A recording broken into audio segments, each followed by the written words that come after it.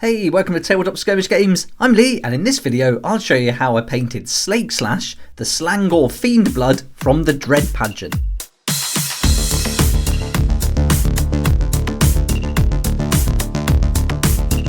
Here's SLAKESLASH all ready to go, and he's one crazy looking dude. We've got hooves, horns, a big claw hand, a strange outfit, so lots going on here and should be great fun to paint. But in this video I'll show you how I painted him to a tabletop ready standard with mostly contrast paints, and you'll see that the base is already painted here. And if you'd like to see how I did the base, really simple, I've done it on the video for Vasalak from the Dread Pageant, so you can see how that's done.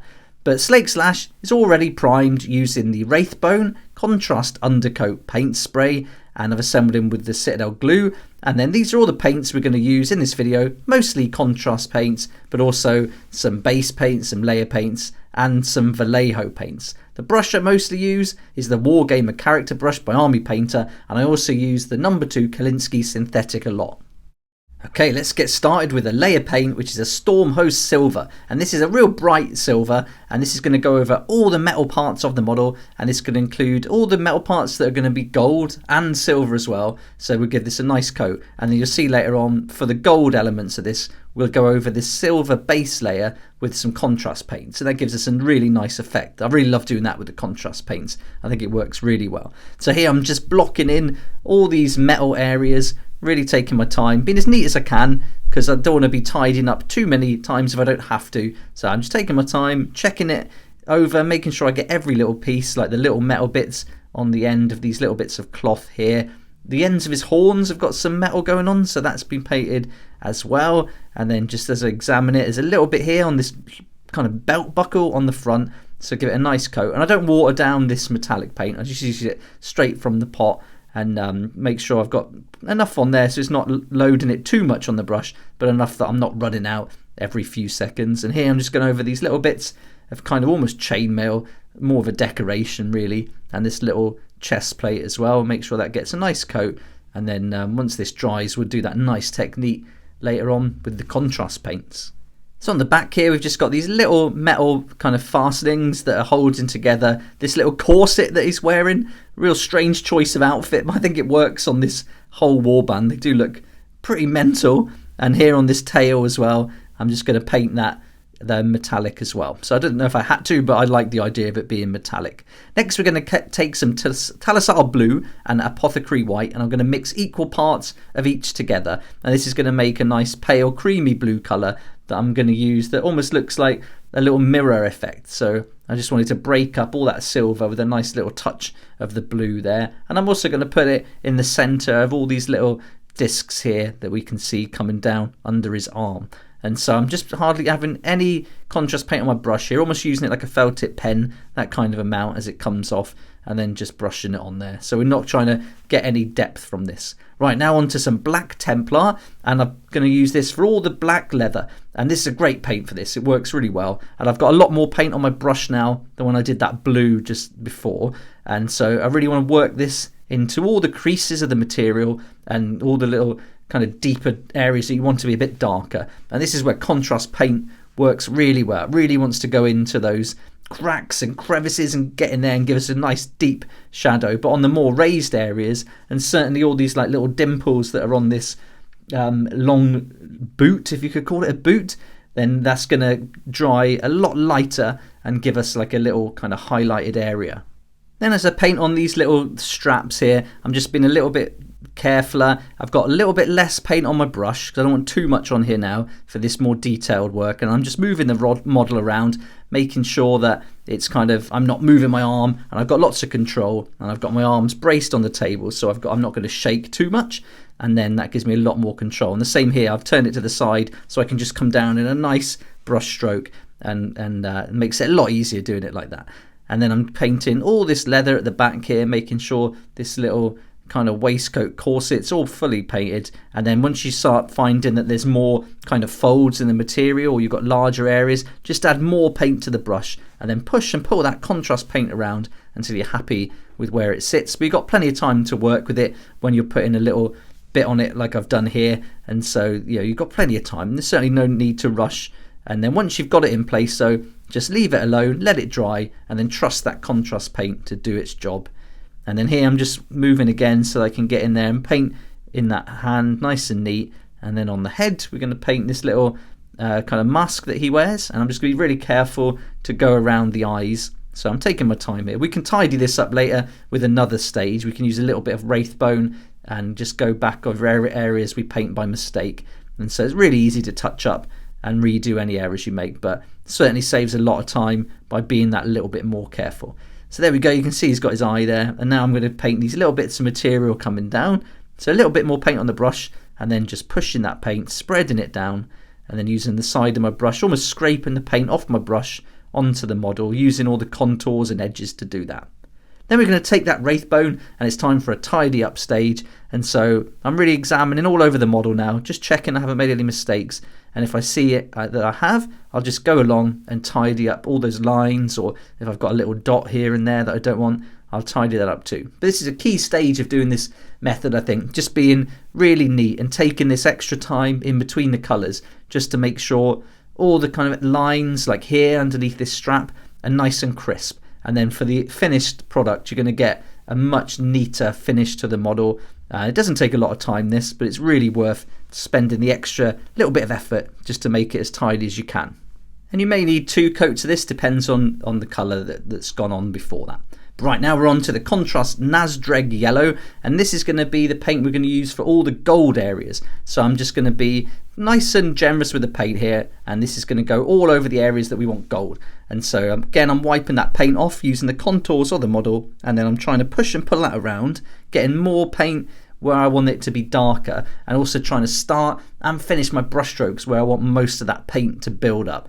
And so exactly the same principle as with the black. You've got plenty of time to work with it, but for the more detailed areas of the gold, as we get to like smaller, thinner areas, I'm putting less paint on the brush. So I'm almost going down again to that felt tip pen kind of stage where there's not too much paint on there, but enough to get a nice crisp line. Here on this belt buckle, we've got lots of contours and lots of areas of shadow, so I'll put a little bit more paint on there and push it in. But then when we come to this bit on this kind of buckle, there's like a reliefed area there on the chest buckle, and so I just want to get the most raised edge coloured in gold, so I'm being careful there.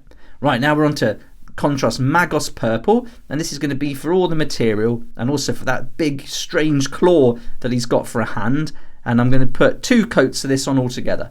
So the first coat, I'm being quite generous, putting a fair amount on there and pushing it and pulling it around again. I want it to pool in that little crease, but not too much, so I'm just going to use my brush to suck some of that paint up, and you see I wipe it away on some kitchen towel, and then I just go back to it and make sure that there's not too much in there, and that'll dry, giving us a nice shadow there. And then when it's dried, we can do another coat, and that'll really neaten it up a lot.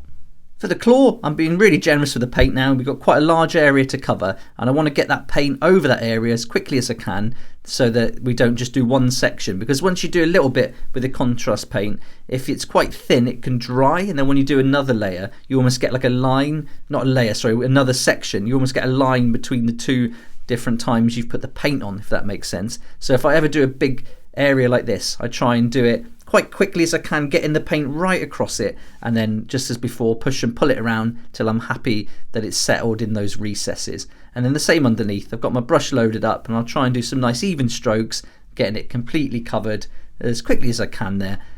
Still taking my time though to be neat around those edges, but just getting the most of that surface covered in one go.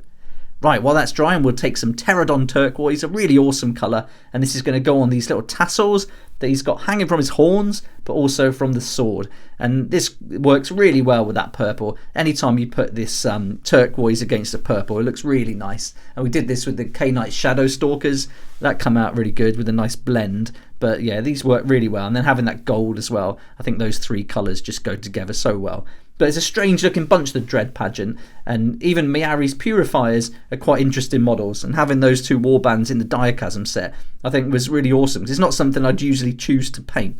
Right, now we're going to go with Apothecary White, and I'm going to use this for the horns. So Apothecary White isn't white at all really, it's like a grey colour, but it goes into things like this, it works really well. It goes into those recesses and creates a nice shadow, but the raised areas it leaves almost white, like that Wraith Bone's coming through. So it works nicely there. And you can see here we've got some instant kind of shadows in there and some different textures, so that works really well.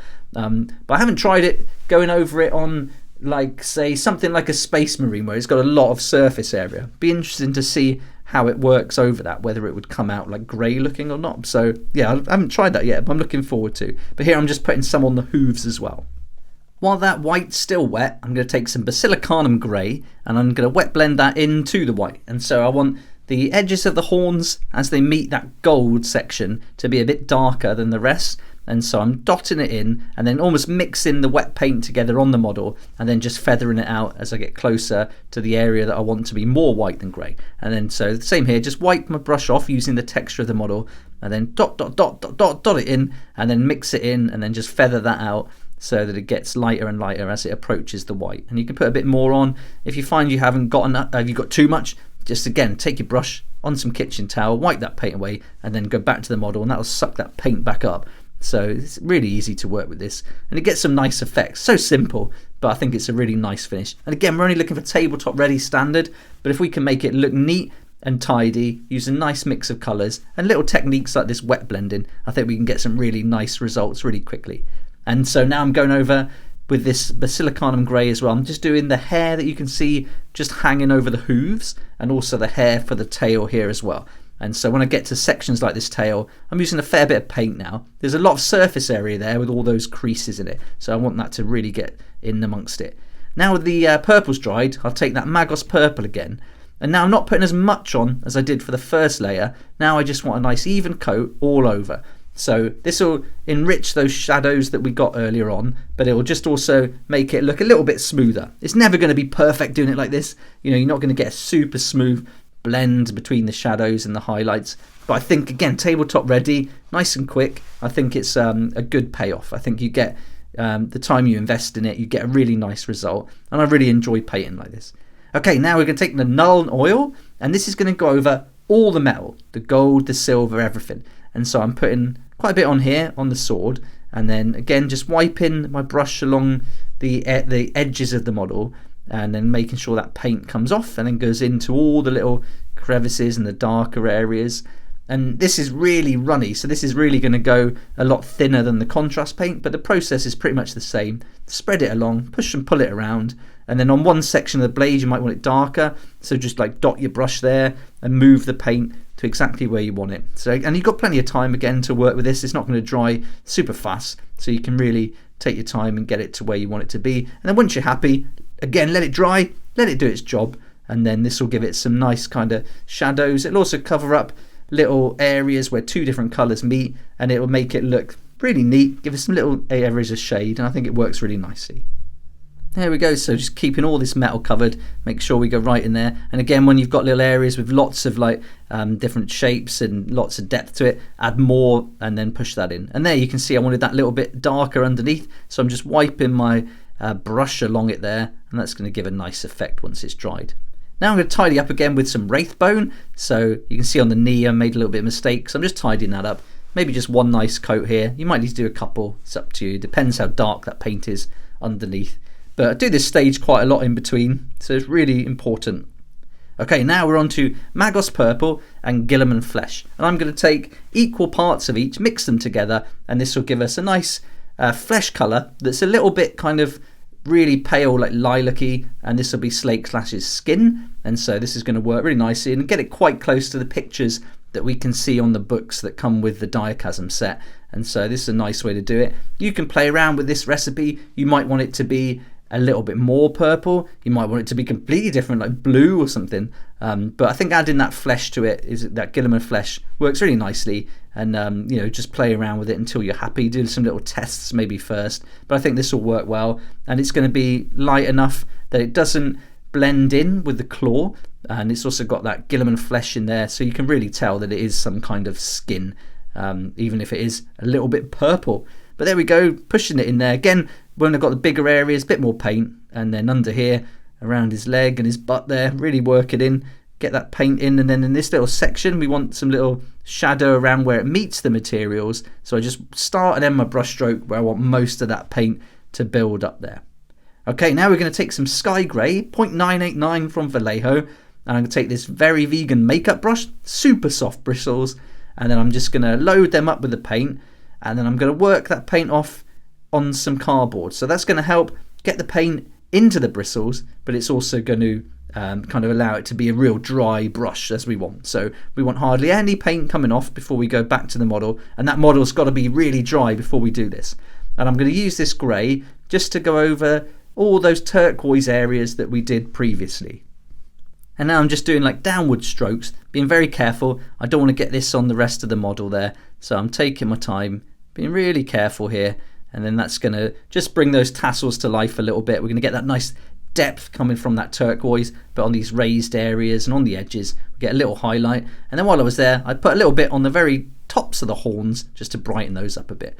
Then I took some of that Stormhose Silver we used earlier and the same dry brush effect, some on the brush, work it off on the cardboard, and I go over all the metal now, and this is going to break up that really flashy gold look, and it's going to break it up a bit and not be so kind of bright.